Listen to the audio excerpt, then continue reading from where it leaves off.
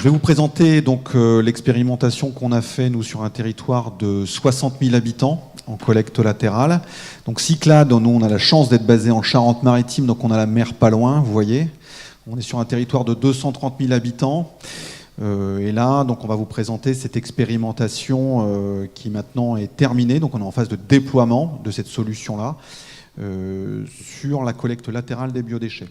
Le point de départ, c'était avec nos élus.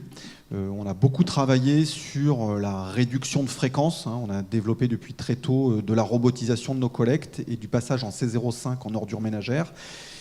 Et d'autres optimisations qui nous ont permis de baisser de près de 12 000 tonnes nos tonnages d'ordures ménagères entre 2006 et 2017. On a lancé très tôt des programmes de compostage individuel, c'est-à-dire qu'on a démarré en 2008 et en 2017, on avait équipé 65% de nos habitants, donc on pensait qu'on avait réglé le problème des biodéchets. Et on commençait à évoquer cette collecte des biodéchets, mais on se disait que chez nous, c'était déjà fait. Et en fait, quand on a réalisé, vous savez, en 2017, on a la caractérisation annuelle des biodéchets, à la grande surprise, le chiffre était sans appel, il restait exactement la même quantité de biodéchets dans nos ordures ménagères qu'ailleurs.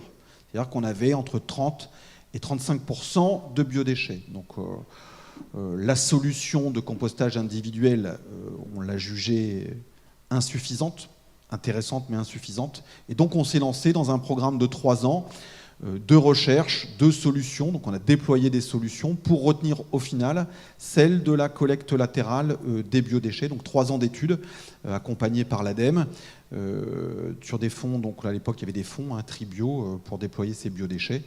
Et donc aujourd'hui on a retenu cette collecte latérale. Donc les biodéchets, vous le savez, tri obligatoire fin 2023, les 30%, mais ça vous les avez. Chez nous ça représente 50 kilos.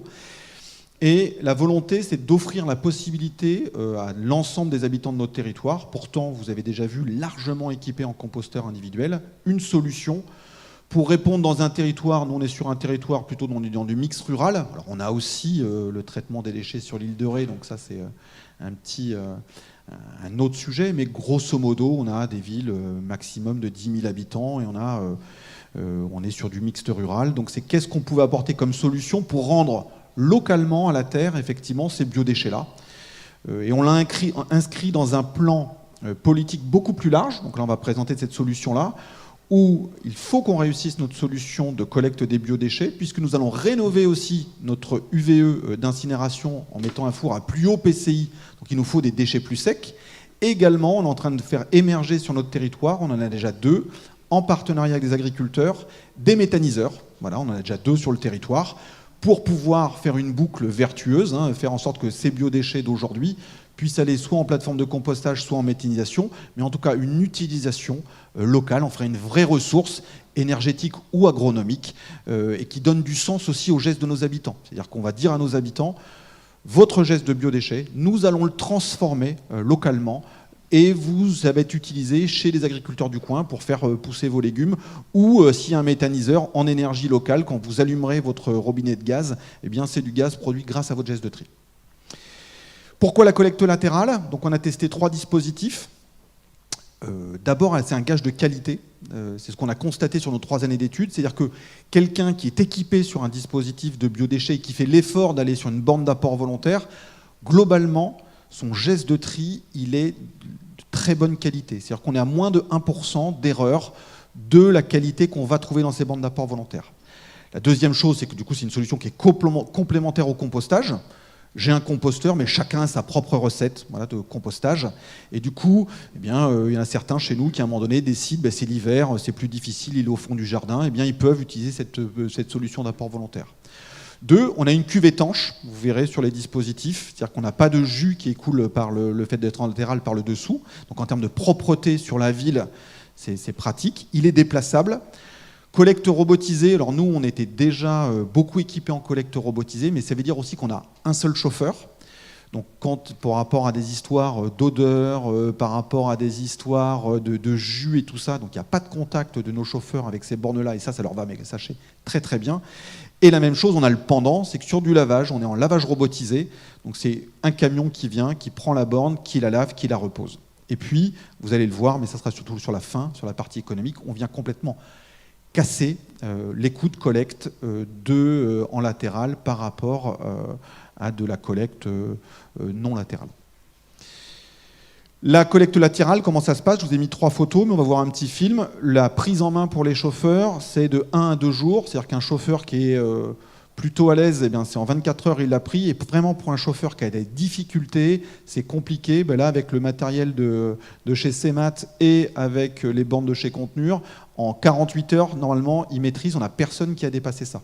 En pratique, comment nos habitants sont équipés? Donc, ils ont un bioseau ajouré, des sacs biodégradables aux normes OK Compost, un guide du tri de biodéchets qui vont venir retirer en commune l'ensemble de ce dispositif-là, et une clé qui vient simplement permettre de déverrouiller la borne d'apport volontaire, et borne volontaire qui est siglée bio. Ça nous intéressait aussi, et on avait testé dans les 3 tests avec des petits bacs ou les grosses bornes.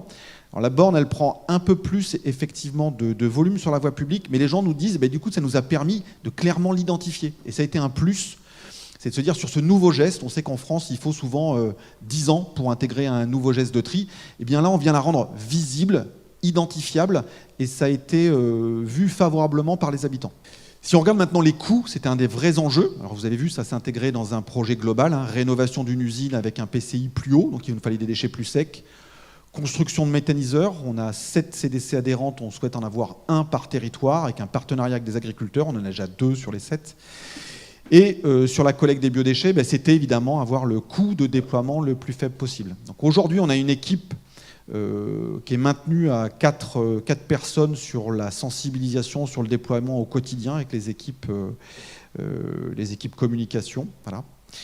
Des objectifs, alors là il est au global sur Cyclades, là, sur les 32 tonnes par semaine de biodéchets, sur ce territoire-là 60 000 c'est 20 tonnes, et après vous avez la déclinaison, on l'a passé dans le cadre de la matrice compte à coût, parce que on a été aidé par l'appel à projet Tribio ADEME Région, donc vous savez qu'on sur les biodéchets on a le droit d'avoir 10 € par habitant pour le déployer, désormais c'est plus ces appels à projets, c'est repris dans le cadre des fonds verts, et c'est maintenu pour des années. Vous allez sur le site fonds verts du gouvernement, il y a un des dossiers, c'est vraiment écrit Tribio, enfin c'est sur les biodéchets, donc il est assez facile et il est le même au niveau national.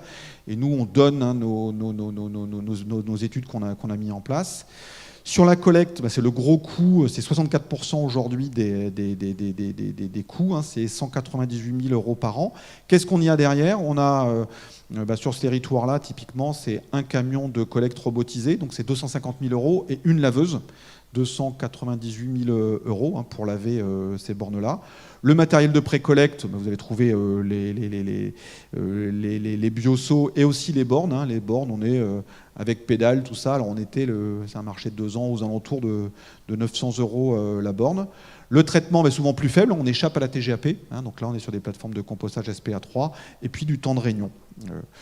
Donc on a tous les éléments derrière, n'hésitez pas à venir vers nous, on a tout le détail sur les tableaux Excel de qu'est-ce que ça a coûté par matériel, le prix des sacs et tout ça pour justifier de ces tarifs. Et en bas, vous avez les coûts, c'est-à-dire qu'aujourd'hui, les coûts en 2020 sur les biodéchets, sur l'apport volontaire, vu sur l'ensemble du territoire national, on était à 486 € hors taxe la tonne et en porte-à-porte à 565 €. Voilà. Nous, donc notre objectif à 20 tonnes, donc on va atteindre en fin d'année, on va descendre à 296 € la tonne de biodéchets collectés et on va réduire les fréquences, c'est la deuxième partie, 6-20 tonnes par semaine avec une petite astérix. On va collecter les biodéchets l'hiver que tous les 15 jours et non pas toutes les semaines, on va descendre à 270 €, ça c'est ce qu'on va tester cet automne. Voilà. Et juste pour vous mettre un coût en comparaison, le coût compte à coût de l'ADEME en 2020 sur le mix rural, pour les ordures ménagères, il était à 252 €. C'est-à-dire qu'on va s'approcher du coût de 2020. On sait qu'avec la TGAP, ce coût moyen aidé de l'ADEME, il progresse. Nous, en 2022, on va être à 270 € l'ADEME contre 250 €. C'était l'objectif des élus. On souhaitait contraindre le coût de ces biodéchets, qui peut être un des freins politiques. Et donc, dans cette solution avec latérale et robotisée, on arrive à descendre en réel. Maintenant, on a plus d'un an, un an et demi de retour sur cette pratique-là, de ces éléments. Donc on va continuer à capitaliser, à remonter les éléments. Donc n'hésitez pas à nous contacter si vous voulez les coûts qui sont là synthétisés, mais vous les présentez. Et on a cette optimisation, c'est juste une déclinaison, a tellement bien fonctionné en termes de réduction des coûts que là on travaille, là c'est en cours, à l'implantation, remplacement sur ce territoire de 60 000 habitants où on avait des bacs 660 litres par des bornes gros volume, où on divise par 4 ou par 5, et puis on va déployer ces solutions et pareil, on va réduire nos coûts de collecte. Donc grâce à la robotisation, ils sont en baisse depuis 3 ans, nos coûts de collecte, et donc on va avoir là encore un nouveau coup de collier et de baisse de nos coûts en mettant du gros volume sur ce territoire-là de 60 000 habitants. Voilà un peu les évolutions à venir sur cette collecte latérale. Merci.